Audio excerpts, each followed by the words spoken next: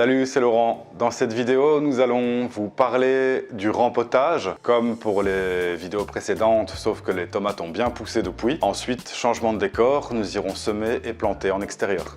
Dernier rempotage, avant le 15 mai, les seins de glace, les dernières gelées. Donc tout simplement, vous prenez le pot, vous le retournez, vous prenez la motte, vous voyez qu'il y a un bon enracinement. Vous le remettez dans le grand pot, vous remplissez de terre le maximum. Pour rappel, l'entièreté de la partie enterrée refera des racines. Ce sont les petits filaments qu'on voit sur la tige.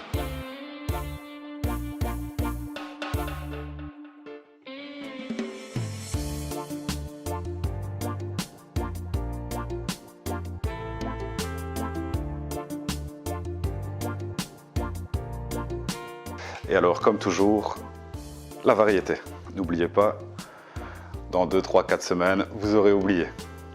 Petite parenthèse, je l'avais dit dans la première vidéo, mais il ne sert à rien de semer trop tôt. On a semé ce plant de tomate en février, voyez comme il est grand, je crois qu'il fait 1 mètre. Et donc du coup, pour le rempoter, ça va être compliqué. Alors, pas de panique, il y a toujours une solution. Si vous n'avez pas de grand pot, si vous n'avez pas envie d'investir et de faire dans la récup, prenez une bouteille coupée.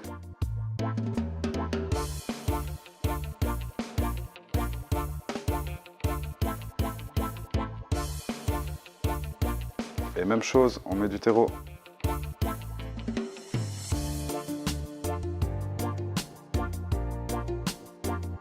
Dans les vidéos précédentes, on a vu tout un tas de légumes qu'on pouvait semer en intérieur, mais il y a aussi toute une partie qu'on peut déjà faire à l'extérieur. Et donc, c'est ce que je vous propose aujourd'hui. Nous sommes au mois d'avril, j'ai un gros problème. Je n'ai pas travaillé mon sol, je ne sais pas par où commencer. Qu'est-ce que je dois faire? Ben, pas de souci, je vais passer toute une journée, voire 2 journées, 3 journées à bêcher ma parcelle, comme on m'a toujours montré. En permaculture, on se sert rarement de la bêche, à part pour planter des fruitiers, ou peut-être des plants qui ont un plus gros système racinaire. Mais principalement, on utilise une fourche. Alors, pour démarrer une zone chez vous, c'est relativement simple. Vous vous mettez sur la partie enherbée qui vous intéresse et vous allez aérer le sol. L'avantage, c'est qu'on ne se casse pas le dos, on ne retourne pas la terre, on n'a pas vraiment de charge à porter. Il suffit juste de prendre sa fourche bêche tous les 5-10 cm, on tire un petit peu en arrière, on aère le sol et ensuite on viendra mettre un couvre-sol. Contrairement aux idées reçues en jardinage classique, en permaculture, on ne bêche pas le sol. Parce qu'il faut savoir que sur un sol, avec des végétaux, on a des micro-organismes. Ceux qui aiment l'oxygène et ceux qui n'aiment pas l'oxygène. Donc on parle de couches aérobiques et anaérobiques.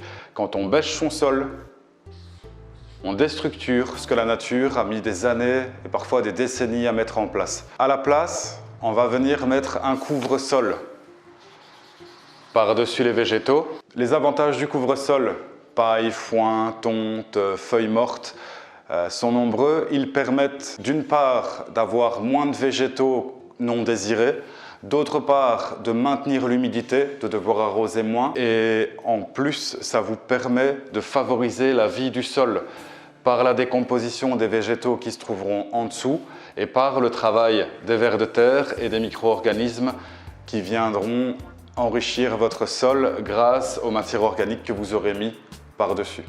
Alors, ça m'a pris 5 minutes. On a fait 1,50 m sur à peu près 60 cm. Libre à vous d'en faire plus, mais ici je vais déjà vous montrer. Alors, maintenant qu'on a fait ça, on va retirer le plus gros des herbes. On appelle ça des mauvaises herbes communément. Mais ce sont juste des plantes qui ont développé des capacités de survie autres que celles qu'on connaît. La seule chose importante, c'est pour tout ce qui est liseron, chardon, c'est de bien essayer d'aller, mettez des gants pour les chardons, jusqu'au bout de la racine. Ça évitera que ça repousse. Et comme le sol est aéré, vous vous retrouvez quand même avec des plantes qui viennent toutes seules. La deuxième étape, vous verrez, ce sera de mettre un couvre-sol. Donc jusqu'ici, rien de bien compliqué. Si c'est du gazon, ça vient tout seul, si on a bien aéré. Si vous voyez que ça ne marche pas, vous repassez un coup de fourche dans l'autre sens. C'est tout aussi bien. Une fois que vous avez aéré le sol avec une fourche, que vous avez retiré le plus gros des herbes, vous vous retrouvez avec une terre plus ou moins nue. On peut toujours passer un petit coup de râteau pour affiner si on voit qu'elle n'est pas belle pour semer ou pour repiquer.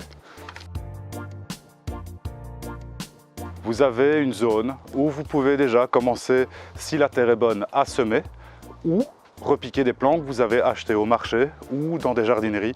Privilégiez les plants bio, c'est quand même toujours mieux. Pas de pesticides, pas de traitement, c'est quand même c'est plus sain. Alors, une fois qu'on a un sol correct, il faudra en permaculture toujours pailler un sol. Et plus tôt on fait ses couvre-sols, moins on doit travailler son sol.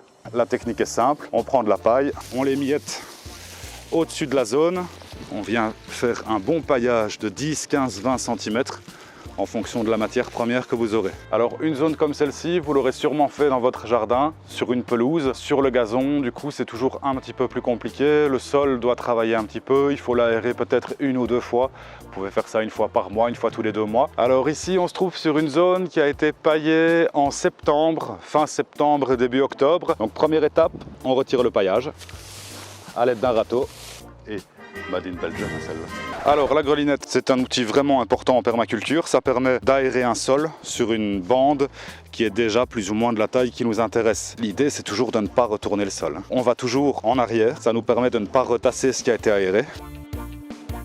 Comme vous le voyez, c'est un outil sur lequel on ne se casse pas le dos. Même chose que tantôt, un petit coup de râteau pour affiner la terre.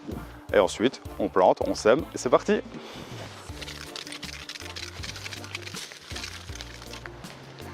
Alors, on a des choux cabus et ici, des laitues Betavia blondes de Paris. Alors, tout simplement, vu qu'on a une terre déjà un petit peu travaillée, on enfonce la main, ça vient tout seul. On va semer des petits oignons. On reconnaît le bas du haut par la petite tige, c'est elle qui germera, toujours à mettre en haut. Tout simplement, on les enfonce, pas trop profond, on laisse 10 cm entre eux pour leur laisser un peu de place. Alors, quelques côtes de bête. Les radis, vous prenez quelques graines et vous les mettez entre les rangs, des petits pois. Une fois qu'on a fini nos semis, on repaille, mais du coup on va pailler un petit peu différemment. On va mettre une légère couche de paille. On ne va pas repailler sur 10, 15, 20 cm, sinon les petites graines n'arriveront pas à sortir. Ce qui n'est pas le cas pour les petits pois. On peut mettre une couche de paillage un peu plus épaisse, mais tout ce qui est salade, radis, choux et autres, du coup on est vraiment sur une graine qui a besoin rapidement de lumière et de pouvoir se développer. Donc voilà, un petit paillage, je vous montre. Bien faire sortir les feuilles pour qu'elles captent la lumière. Alors ici on met une très fine couche de paillage, ça permet d'avoir tout un tas de petits espaces qui vont laisser passer la lumière et en même temps protéger nos plants. Alors une fois que vous avez remis ce paillage assez mince, vous prenez un arrosoir, vous arrosez très grossièrement. Veillez pour les radis et les salades à quand même bien maintenir la terre humide si vous voyez qu'il ne pleut pas pendant quelques jours. Parce que du coup, non seulement vos salades ne vont pas germer, mais vos radis, une fois germés, si on ne leur donne pas assez d'eau, ils vont être relativement piquants. Donc je vous conseille de vraiment bien vérifier l'arrosage. Vous l'aurez compris, cultiver des légumes, c'est quelque chose de relativement simple, surtout en permaculture. Je vous retrouve pour une prochaine vidéo où on parlera des semis de courges et courgettes. À bientôt!